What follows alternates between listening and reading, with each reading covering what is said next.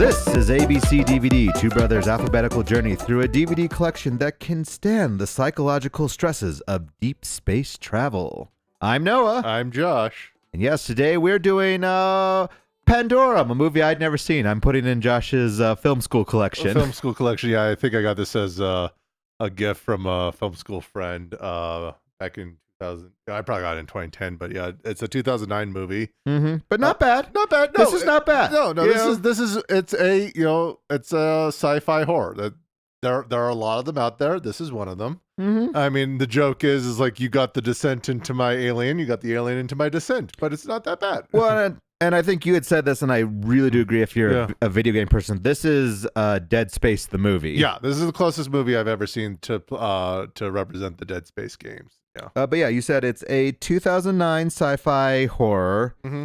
It was directed by Christian Alvart, who has not done a lot. This is a German indie film guy. He did The Island, not that one. Okay. Dogs of Berlin and The Network. The Network. It is Z-E, so it is The Network, which I appreciate. Where we keep the data. The data as the reels. Yeah.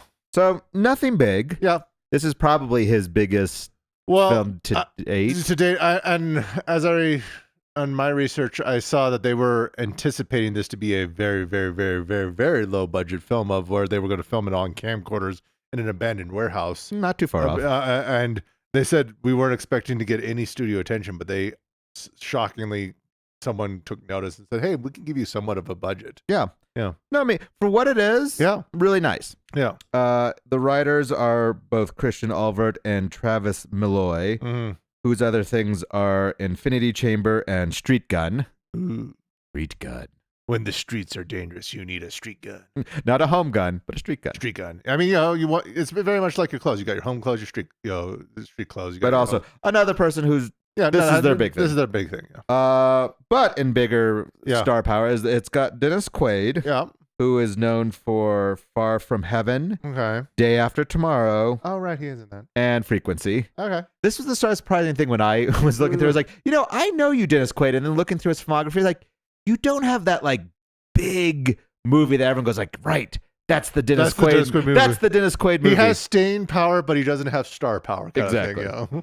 It has Ben Foster from Hell and High Water, 3:10 to Yuma, and The Messenger, the Army one, not the Joan of Arc one. Joan of Arc one, yeah. I like The Messengers as Joan of Arc one, but I'm the only one. Yeah. And Cam Gigandet.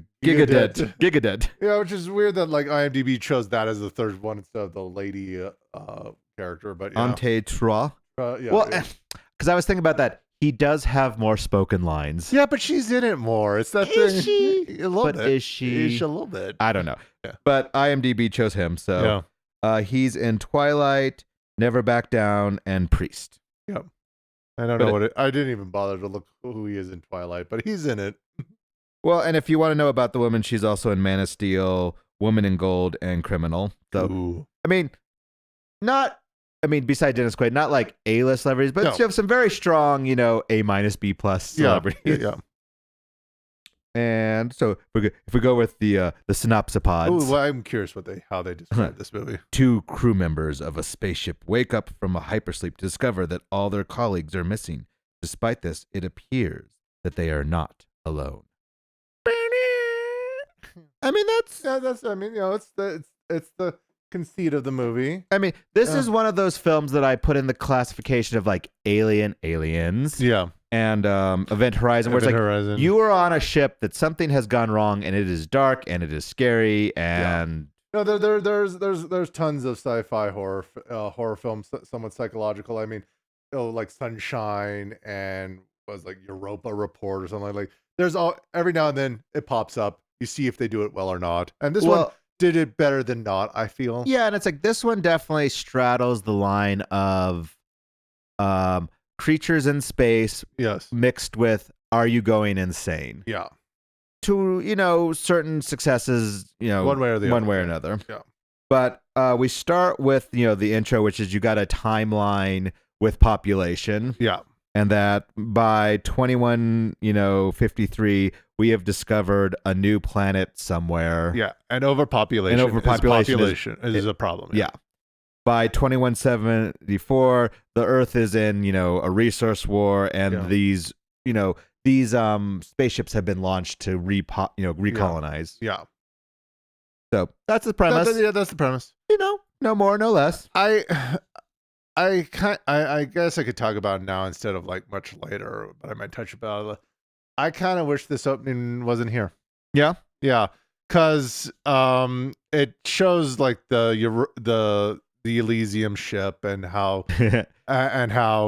this is like humanity's one of humanity's colony ships to this new planet, and then they get a message that the Earth is destroyed. Yeah, which I guess is supposed to be a surprise, but that's what I'm saying. Is like if this wasn't here, that reveal much later on in the movie would have more impact. But it's like when we get to that in the movie, it's like, oh no, the Earth is destroyed. It's like, yeah, I know. You told me that in the first one. I now know that they know, but this is not a big deal for me. Yeah. So this opening kind of spoils that. It's like you could have the population thing and then just have the people wake up, but I think it might have been a better movie. Yeah. I also have to say, though I do like the style of the ship. Yeah. If you're going to let Giger design your ships, you're going to get monsters on it. Yeah, I'm just saying that's movie 101. That's just what you should have had, like nice like white apple walls. Exactly. Then you get no monsters. You get no monsters. You get a killer AI, but you don't get a monster. You could also get a Wall-E robot. You don't know. That's the gamble. Wall-E killed a lot of people. It's not shown, but he did. He did. Crushed them into cubes. Oh my God. Yeah.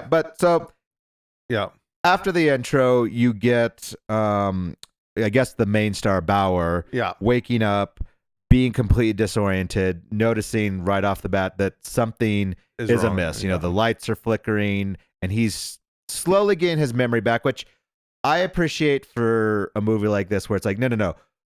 You as a character and me as the audience, we're all in this kind of like, whoa, what's going on? That's why I didn't like the opening, because it's like we're all figuring this out at the same time. I should not have more information than this character.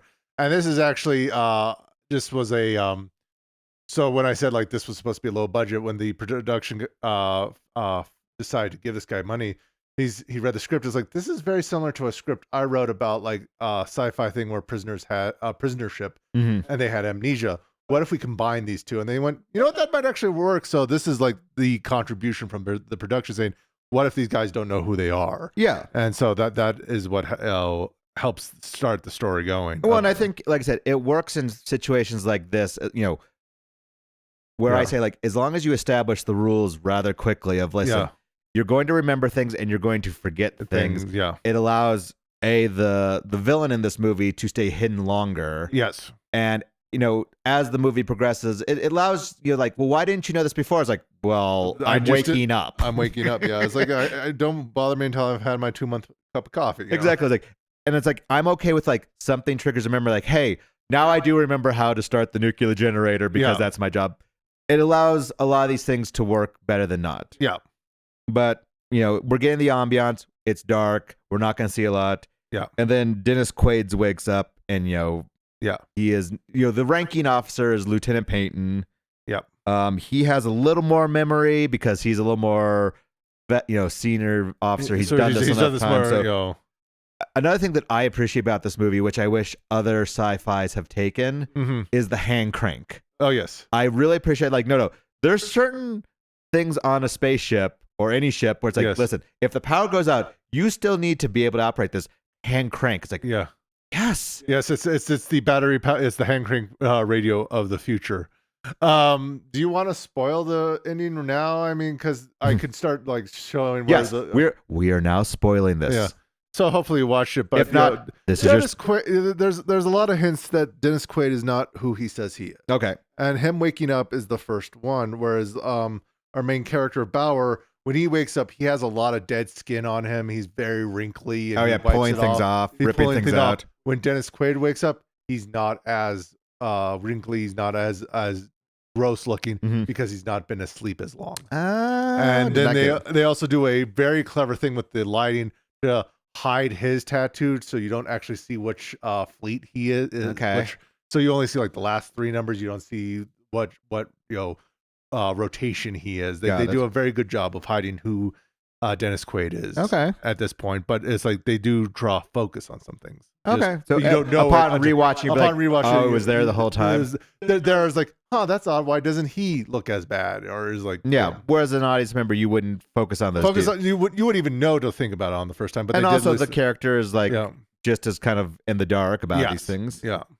But basically, it sets up we need to get out of here. Yeah. There's obviously a problem on the ship because the lights, flare up, and they're saying there's an overload. And no one's here to wake us up, and they're supposed to be. Yeah. We need to establish, we need to get this door open. Bauer gets sent up into the ducts. Yep. He's getting a little claustrophobic. I do appreciate the door joke. Yes. He goes, hey, I actually opened up the door. It's like you're kidding, right? Yeah, but it calmed you down. And I was like, I appreciate it. Yeah, no, it adds a nice little, you start to feel like these two should trust each other. And then Bauer falls down like a slope. And the previous person who tried this has died. It's like, it's like the Indiana Jones don't touch the light or the Chester Copperpot from Goonies. Like, there's I didn't die this time. Yeah, there's a mummy down here. It's like, and that is one hell of a boot locker. Yes. It's like, I'm in a boot locker. Well, I'm in an overhead bin. Yeah. Contents may have shifted. But he gets out. He finds a person and a half a person. Yes.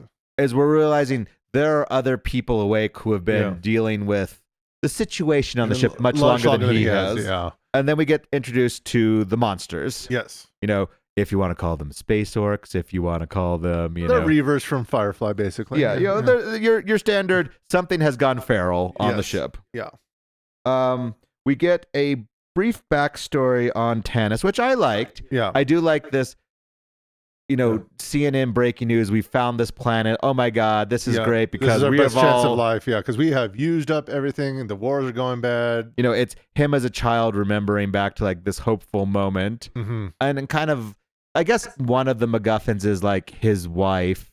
Mm-hmm. And, where is she? It wasn't that compelling to me personally. Yeah. As the story goes along, I feel like it is a C plot line at best. It's like so the payoff later is not great. Yeah. Now the Neil deGrasse Tyson in me, who wants to point out, it's like, okay, if you have the ability to have a generational ship go to another planet, that to start seeding life there, that means you have a generational ship that can hang around Earth until the people die out. Use some of the comets that are full of water to reseed, I don't know, Earth. But no, not in this story. Not in this story. They could have. I'm just saying that's the Neil deGrasse Tyson. It was like, if you can terraform a different planet, you can terraform Earth.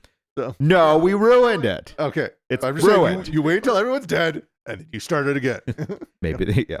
I mean, it is one of those sci-fi things where that wasn't the point of the ship. I know that they were supposed to be a colony ship. It wasn't supposed to be. It's one of those we don't have an explanation. Like Earth disappears. Why? Because it did. It did. I mean, it's like it's gone. I like this. It could be an asteroid. It could be nuclear war. It doesn't matter. It's gone. It's gone. So, but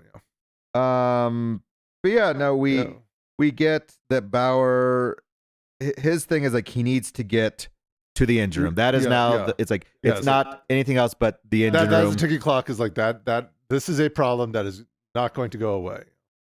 But we also get it's not rammed in there, but it does feel clunky is when he talks about I'm having these shakes, I'm having these Pandorums. So this is the movie trying to do like a switcheroo of saying as things go on, he has the symptoms of Pandorum, which is this thing, and you're supposed to be focusing on is he who he is. Well, and like I said, I don't just doesn't work as well. I don't mind the psychological aspect.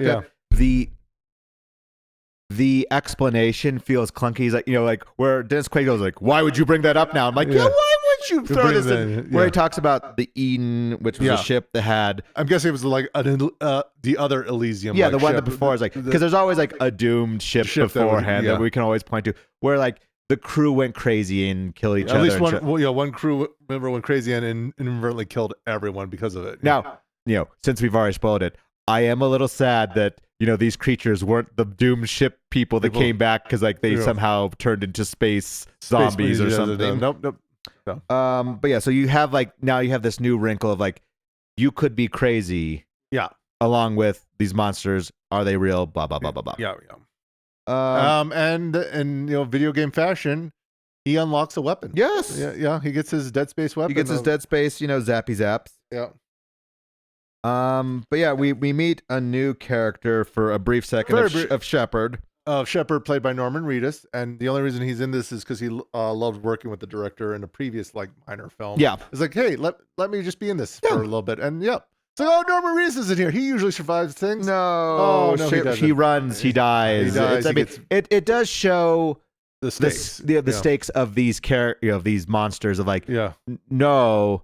They are stronger, faster, better. They are $6 million men. They'll smell you. You need to hide. You need to run. You need to get out of here. You need to, do your best to survive. But Bauer is saved by someone on the agriculture team. I'm going to call him Agro Man. Yeah, he does have a name, but they never say it. They never say it, and it's like Mach or Mosh. It's never said, so I don't know how they pronounce it. Because they don't say it in the movie. Yeah, it's like Mon, M-A-N-H, and he's played by Kung Lee. Mm-hmm.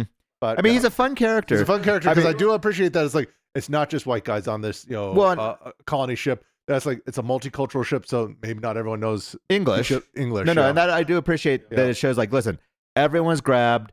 He was part of the agricultural team. Yeah, he's been also awake for a while. Yeah. I do have to laugh because it is the kind of stereotypical. White savior. Yeah, he's talking about I'm going to help you. You can hang back. Listen, he's been doing this. Look at his weapons. Yeah, it's you need his help more than he needs yours. Exactly. Yeah. I'm going to help you. It's how? Yeah. How you don't even know what you're doing. Yeah. But that that's it. But no. But then they open up the Jiffy Pop door. Yep. And it's in a container warehouse, and Agro Man fights Kiki Girl, who was introduced earlier. But very briefly. But this is where we get to introduce the only real lady character. Did they ever say her name? No, she's Nadia. Again, another character we don't know. Okay, because I was like, they have character names, but not in the movie. Not in the movie. I mean, Shepard and Bauer and Peyton and Gallo are the only ones we actually know. Okay, but they're fighting, and you get the uninspired. We need to team up. Yeah, it's guys, I'm in charge because I have the sci-fi gun, and I'm gonna make us all work together. Because But I do like where she's been hanging out. She's part of the biodiversity team, which makes sense. If you're gonna be going to a new planet, you're gonna want to seed it. And that's her job. She's part of the embryotic. We're gonna either clone or have just places where we can breed. Well, I mean, it's more than that. It's all the species, plant and life, and that's her job. Yeah. And I mean, it is one of those sci-fi tropes of, ooh, you ate a bug. It's you make this seem like a big deal when it's not. Now, this is, it's okay, it's not a fake bug. It's not a CG bug. He decided to eat a real bug. I went, oh, you didn't have to kill a thing just for a movie, but okay, sure. Why not? I was like, is it because it was filmed in Germany that the Humane Society? It might not have been, but I feel like they'd have a problem with it. They weren't forcing it. He wanted it to be realistic. The actor did. So, okay. So it was an actor. Well, because anytime you get an animal, great or small, I feel like, the Humane Society would have given it a knock for doing that, for killing an actual animal on screen. But Peyton back on the bridge, he discovers a new friend. Yeah, and the Gallo, he's part of the flight crew. He's on the bridge, and they have a contentious relationship. Yeah, I mean, it is obvious that Gallo is a sufferer of Pandorum and all those things. And I mean, it's one of those right away. It's no, you're not supposed to trust this guy. Yeah. But then we, on their journey to the engine room, they come upon the hyper sleep chambers where most of them are empty, and you do get this kind of queasy feeling these monsters have been, using these chambers as a feeding chamber. Yeah, this is the main hunting ground. It's shown in the sludge pit where they go down and there's bones everywhere. Ooh, our own little corpse soup here. Exactly. But then, at least, after this, the fight in the big dome chamber, it's our three warriors finally learned to work together. Yeah.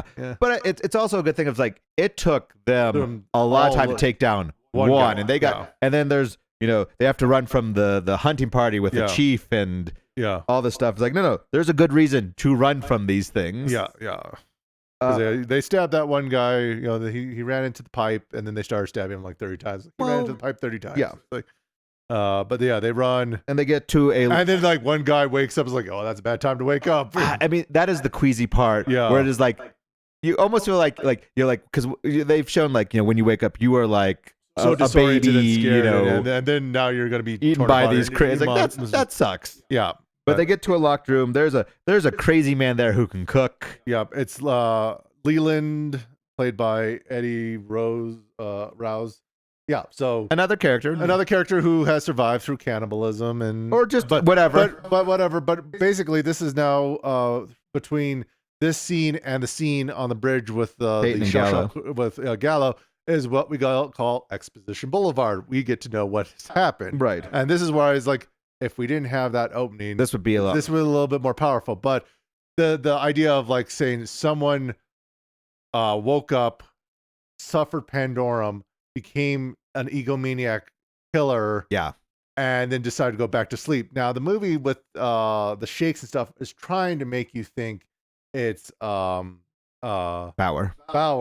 but I never got that sense because he's too straight-laced. Because everything in the filming makes me think almost immediately that Peyton is talking to himself, that Gallo isn't there. Right. I on my first viewing, I went, he's talking to himself, and you kind of get that because they put Gallo in Peyton's uniform. Yeah. That's another hint.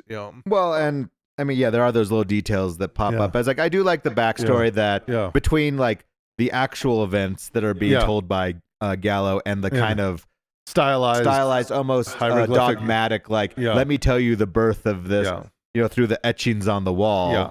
That this villain sent everyone he didn't like down, and through their own eating of the other bodies got more of the thing that turned them feral. Well, and then I do appreciate they never outright say it, but the one theory is that like the pods were supposed to get us conditioned to the planet. Yeah.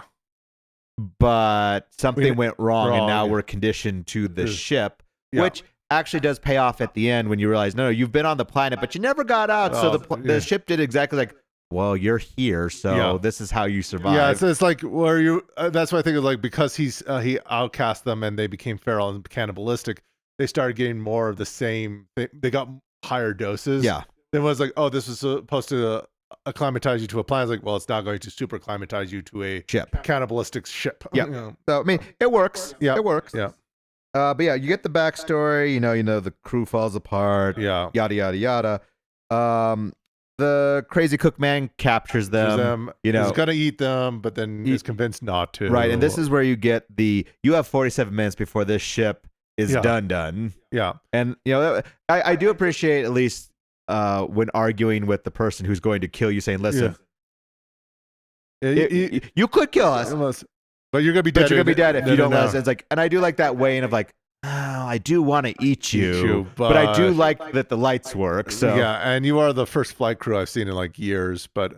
And then we get another flashback of that as they're wandering this through. It's like this is where the families are. Yeah, and it's like, is your wife here? And he's like, my wife's not here because she left me, and that's why. It's like, and I abandoned her. And I abandoned her. It's like that's after she decided not to do this. Like I decided to enlist, and that's why I'm on the ship. Yeah, like I said. Yeah, it's a C plotline. I don't think it pays off. Yeah. Also with Peyton's wife. Yeah, it's like it is. Well, and as we learned, like we don't know who Peyton is. Yeah, there is no Peyton. There's no Peyton. Yeah, so but yeah, you also discover that there are now demon children because they're breeding. Yeah, it's like okay. Yeah. The core is found, and that's where the nest is. Yes. These nasty sleepy pods. But if you put on a meat suit, an Egger suit. Well, and it's like the bridge is breaking. It's like again, it's like everyone's working together. See, when you get your NPC companions to help you out, you can finish the puzzle kind of thing. Exactly. Yeah. Meanwhile, Peyton and Gallo are getting to their fever pitched fight. And as more times they like go. Gallo's calling Peyton corporal and things like that. Yeah, things are starting to fall apart. Like this, why would he call him that? Or it's like, oh, on your first video, it's like, oh, because he's insane. But it's like, no, these are more hints. But yeah, but the nest wakes up, lots of things going. It's the typical sci-fi. You save the ship at the last second. Yeah, 3 seconds, 3 full seconds and 47. Now it's like, But everyone has kind of like their final boss battle of the aggro man fights the chief. And he wins. To only be killed by the demon, the child that he was unwilling to kill because he, felt, something. But Peyton wins Yeah, with his so- psychological. He so pulls a now- Fight Club. So now we can pull the Fight Club that Peyton and Gallo are the same person. It is Gallo just aged up. That their tattoos match. Yeah. And oh no, he's been evil this whole time. He's been evil this whole time. He kills the chef. But yeah, it's like, and then you get like the big reveal that he was on the bridge in the very first scene that blows. Yeah. The thing of He heard that the Earth is gone, and that's what caused him to have his psychological break. And he gets onto the bridge, and it's like, okay, there's no stars. There's no stars. And I appreciate. I mean, it's a twist per se of like, no, they've been on the planet. Yeah. They crashed underwater. They've been there for 900 and but because of this guy, years. no one is there to do anything.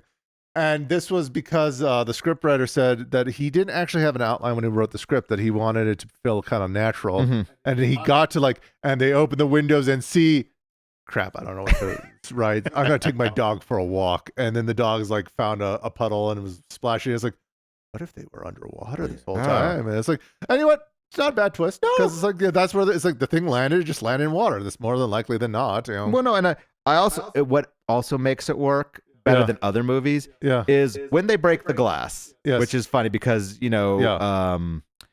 Bauer is suffering from psychosis. And so it does kind of bite him in the butt, is that he causes a hull breach, which then causes everyone to get launched out, which I'm like, no, that's what a ship would do. It's like, there's a hull breach. Everyone gets launched out. It's like, that makes much more sense. I hope the embryonic chamber is still safe because they need that, I'm assuming. But the fact that the ship's sticking out of the water, I'm betting they can salvage it somehow. They can salvage it the engine's been put back on. Everything's been happening. But it's like, no, that works. Yeah. In a oops, we didn't mean it to work that way kind of way. Well, and I also it's a Futurama joke, but it's like, this is a spaceship, so it's probably withstand 0 to 1 atmosphere. So being underwater means it's above that. So yeah, that could crack the water. Now it's in shallow waters, but anyway, but it's like I appreciate where it's like a sci-fi that no, it works because it's stupid. Yeah. But in the right way, where it's like in the right way. It's like it's not complicated. It's like no, they caused a hull breach. Everyone would be ejected. Yeah. It's okay.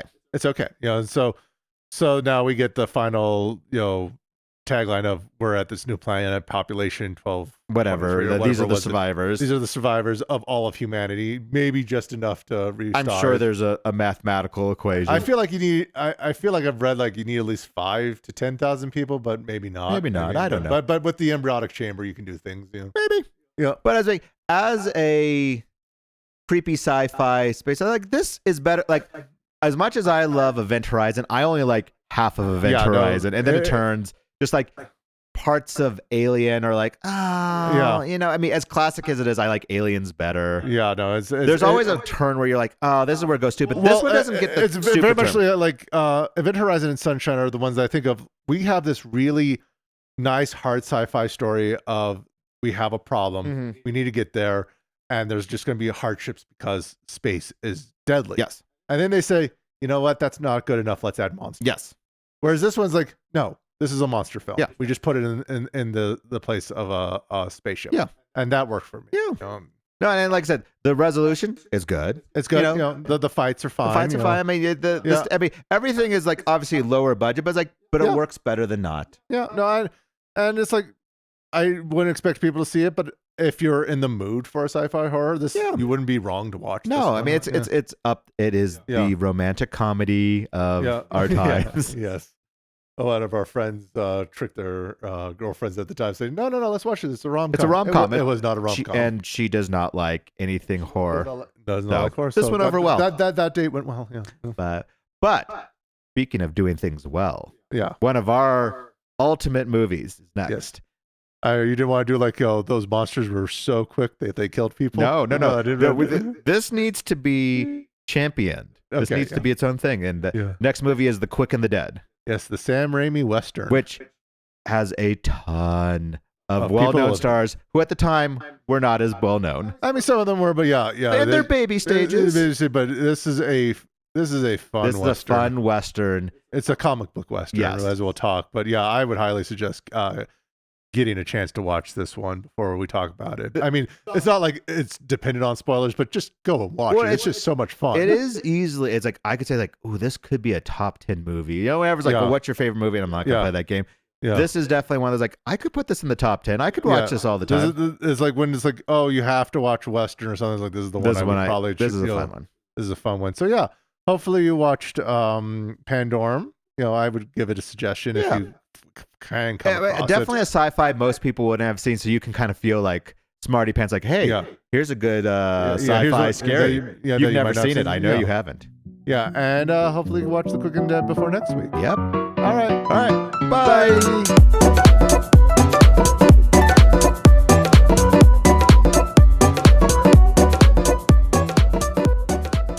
That doesn't work if I take it off and then you play with it. Name of your sex tape. I took everything off. You're not just allowed to play with it. Bubbity, bubbity, bubbity, bubbity, bubbity, like a little speed bag. We should do that today. What? I'm really concerned about what you're about to say. I'm not paying attention to you. Okay. What are we going to do? We should masturbate. I haven't done that in a bit. No, we should test the the long distance. The long distance. Okay. Masturbate, not a relationship, long distance. We should test this.